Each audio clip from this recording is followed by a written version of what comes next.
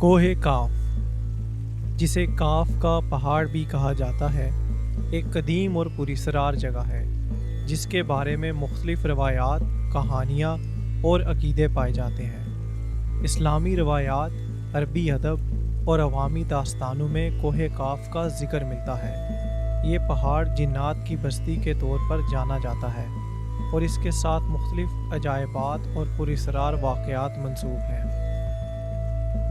اسلامی ادب، فارسی شاعری اور عوامی داستانوں میں کوہ کاف کا ذکر ایک عجیب و غریب دیو ملائی اور جادوئی مقام کے طور پر کیا جاتا ہے۔ کوہ کاف کا ذکر اسلامی روایات اور تفاسیر میں بھی ملتا ہے، خاص طور پر ان کہانیوں میں جو جنات، پریوں اور دیگر مخلوقات سے منسلک ہیں۔ مشہور اسلامی علماء میں سے بعض نے اس کو اس جگہ کے طور پر بیان کیا ہے جہاں جنات کی حکومت ہے۔ ایک روایت میں کوہ کاف کو دنیا کے تمام پہاڑوں کا سرغنہ کہا گیا ہے اور کہا جاتا ہے کہ یہ زمین کے گرد حلقہ بناتا ہے۔ علامہ ابن کثیر کی تفسیر میں کوہ کاف کا ذکر ملتا ہے جہاں اسے جنات کی رہائش گاہ بتایا گیا ہے۔ بعض تفاسیر میں یہ بھی کہا گیا ہے کہ کوہ کاف جنات کے بادشاہ کا مقام ہے اور یہ پہاڑ انسانوں کی دنیا سے دور اور مخفی ہے۔ فارسی ادب میں کوہ کاف کا ذکر خاص طور پر فردوسی کے شاہ نامہ اور مولانا رومی کے مثنوی میں ملتا ہے۔ شاہ نامہ میں کوہ کاف کو ایک جادوئی اور دیو ملائی مقام کے طور پر بیان کیا گیا ہے جہاں دیو اور پریاں رہتی ہیں۔ رومی کی مثنوی میں کوہ کاف ایک روحانی سفر کا استعارہ ہے جو اندرونی تلاش اور خود شناسی کی طرف اشارہ کرتا ہے۔ کوہ کاف عوامی لوک کہانیوں میں ایک بہت اہم مقام رکھتا ہے، خاص طور پر جنوبی ایشیا اور مشرق وسطیٰ کی کہانیوں میں۔ مشہور کہانیوں میں سے ایک پریوں کا قصہ ہے جس میں کوہ کاف کو پریوں کی رہائش گاہ بتایا گیا ہے۔ کہا جاتا ہے کہ یہ پہاڑ ایسی جگہ ہے جہاں انسان داخل نہیں ہو سکتے اور وہاں جانے کے لیے جادوئی طاقتوں کی ضرورت ہوتی ہے۔ ایک اور مشہور کہانی ملک فیروز کی ہے جس نے کوہ کاف کا سفر کیا اور وہاں کی عجیب و غریب مخلوقات سے ملاقات۔ اس کہانی میں کوہ کاف کو عجائب و غرائب سے بھرا ہوا مقام بتایا گیا ہے جہاں زندگی کی عجیب مخلوقات موجود ہیں۔ حاتم طائی کی کہانیاں عربی لوک ادب کا حصہ ہیں جن میں کوہ کاف کا ذکر بھی موجود ہے۔ کہا جاتا ہے کہ حاتم طائی نے اپنے سفر کے دوران کوہ کاف کا دورہ کیا اور وہاں جنات کی دنیا میں قدم رکھا۔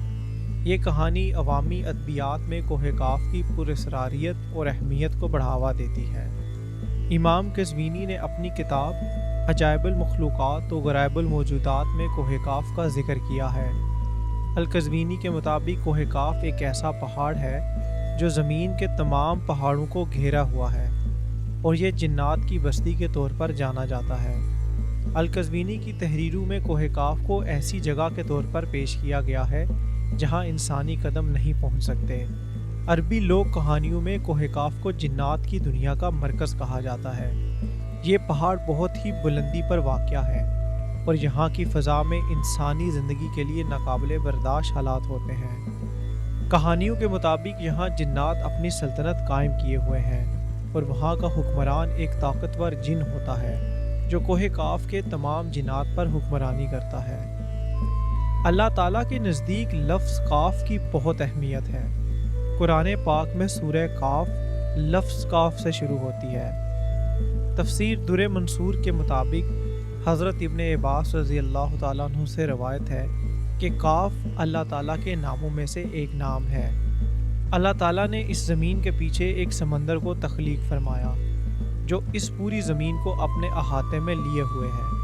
پھر اس سمندر کے پیچھے ایک پہاڑ پیدا فرمایا جسے کاف کہا گیا اور اس پہاڑ پر دنیا کا آسمان پھیلا ہوا ہے۔ پھر اس پہاڑ کے پیچھے اس زمین سے 7 گنا بڑی ایک اور زمین تخلیق فرمائی اور اس کے بعد ایک اور سمندر تخلیق فرمایا جو اس نئی زمین کو گھیرے ہوئے ہے۔ پھر اس کے پیچھے ایک اور پہاڑ تخلیق فرمایا جسے بھی کاف کہا گیا۔ دوسرا آسمان اس پر پھیلا ہے۔ اسی طرح اللہ تعالیٰ نے 7 زمینیں، 7 سمندر، 7 پہاڑ اور 7 آسمان شمار فرمائے ہیں۔ ایک روایت کے مطابق معراج کی رات آپ صلی اللہ علیہ وسلم جب ساتوں آسمانوں کا سفر کر رہے تھے تو ان کا گزر کوہ کاف کے پاس سے ہوا، لیکن اس واقعہ کی صحیح احادیث میں کوئی سند نہیں ملتی، جس کی وجہ سے یہ واقعہ میں بیان نہیں کر رہا۔ سہروردی کی کتاب العقل الاحمر میں ایک سرخ چہرے والے آدمی کے ساتھ بات چیت کا تذکرہ ہے، جس میں انہوں نے اس سے دنیا کے عجائبات کے بارے میں پوچھا۔ اس نے کہا، کاف پہاڑی، طوبا کا درخت، 12 کارخانے، داؤد کی ڈھال، بلارک کی تلوار اور حیات کا چشمہ۔ یہاں وہ یہ کہنا چاہتے ہیں کہ کاف پہاڑ ہر چیز کی اصل کو ظاہر کرتا ہے۔ طوبا کا درد امثالی دنیا ہے جہاں الہی پرندہ یعنی سمرغ کا بسیرا ہوتا ہے۔ نیچے اس کے 12 وجودی حقیقتیں ہیں، جن میں آخری داؤد کی ناقابل تفسیر اور افسانوی ڈھال ہے، جو مادی دنیا میں انسانوں کو قید رکھنے والا پردہ ہے۔ بلارک کی تلوار ارادے کی طاقت ہے، اور حیات کا چشمہ موت سے پہلے موت یا روحانی کیمیا گری ہے، جو اس دنیا سے نجات دلانے کا ذریعہ ہے۔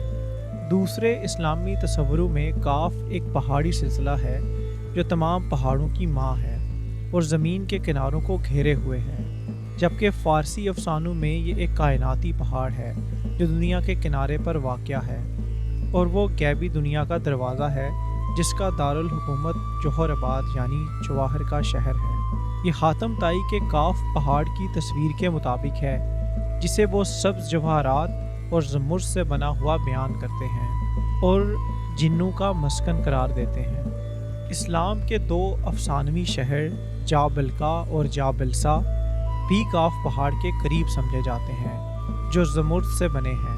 کوہ کاف وادی جنات پر پراسرار دنیا کا ایک علامتی پہاڑ ہے، جس کا ذکر عربی ادب، اسلامی روایات اور عوامی داستانوں میں ملتا ہے۔ امام قزوینی، حاتم طائی اور دیگر تاریخی شخصیات نے کوہ کاف کو ایک پراسرار اور دلچسپ جگہ کے طور پر پیش کیا ہے۔ اس پہاڑ کی حقیقت اور اس کی جغرافیائی حیثیت ایک معمہ ہے جو آج بھی تحقیق کا موضوع ہے۔ جب ہم کوہ کاف کو حقیقت پسندانہ اور سائنسی تناظر میں دیکھتے ہیں تو یہ واضح ہوتا ہے کہ کوہ کاف دراصل کاکیشین پہاڑی سلسلہ ہے جو جغرافیائی اور تاریخی لحاظ سے انتہائی اہمیت کا حامل ہے۔ یہ سلسلہ نہ صرف قدرتی حسن سے مالا مال ہے بلکہ اس میں کئی معدنی وسائل بھی پائے جاتے ہیں۔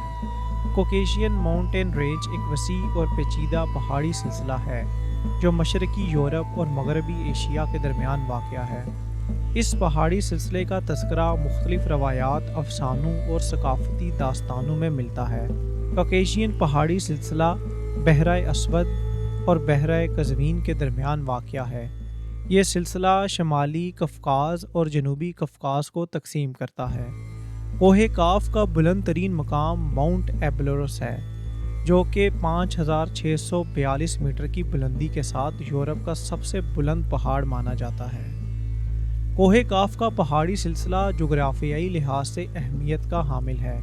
یہ سلسلہ تقریباً 1200 کلومیٹر طویل ہے اور اس میں کئی چھوٹے اور بڑے پہاڑ شامل ہیں۔ اس سلسلے کی خاص بات یہ ہے کہ یہ یورپ اور ایشیا کے درمیان ایک قدرتی سرحد کا کام کرتا ہے۔ کوہ کاف کے شمال میں روس اور جنوب میں جارجیا، آذربائیجان اور آرمینیا جیسے ممالک واقع ہیں۔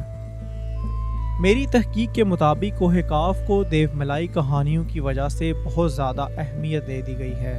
انسانوں کی طرح جنات کے بھی اپنے علاقے اور شہر ہیں اور یہ مقامات مختلف جگہوں پر پائے جاتے ہیں، لیکن ہماری نظروں سے اوجھل ہیں۔